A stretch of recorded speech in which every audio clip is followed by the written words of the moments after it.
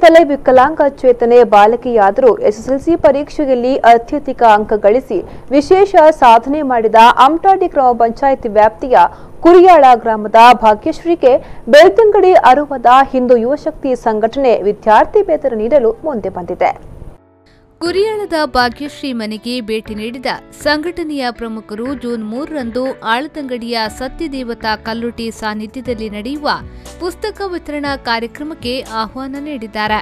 10,000 ರೂಪಾಯಿ ವಿದ್ಯಾರ್ಥಿ ವೇತನ ಸಹಿತ ಪುಸ್ತಕಗಳನ್ನು ಭಾಗ್ಯಶ್ರೀ ಪಡೆದುಕೊಳ್ಳಲಿದ್ದಾರೆ. ದ್ವಿತೀಯ ಪಿಯುಸಿ ಕಲಿಯುತ್ತಿರುವ ಆಕೆಯ ಸಹೋದರಿ ವಿದ್ಯಾಶ್ರೀಗೂ ಪುಸ್ತಕವನ್ನ ನೀಡುವುದಾಗಿ ಸಂಘಟಕರು ತಿಳಿಸಿದ್ದಾರೆ.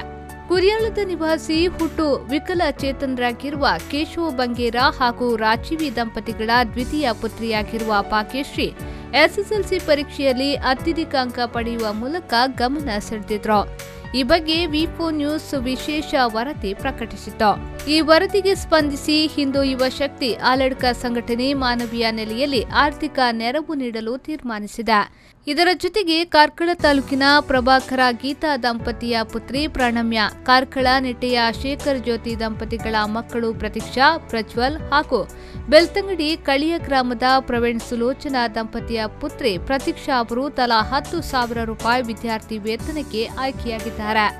ವಿ4 ನ್ಯೂಸ್ನಲ್ಲಿ ಪ್ರಕಟಗೊಂಡ ವಿ4 ನ್ಯೂಸ್ನ ವರದಿಯ ತುಣುಕು ಸಾಮಾಜಿಕ ಜಾಲತಾಣದಲ್ಲಿ ವೈರಲ್ ಆಗಿತ್ತು.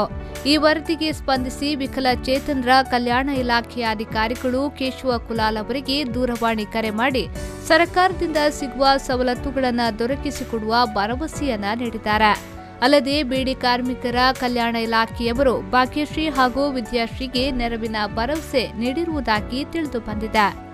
ಸಂದೀಪ್ ಸಾಲಿಯನ್ ವಿ4 ನ್ಯೂಸ್ 24/7 ಬಂಟ್ವಾಳ.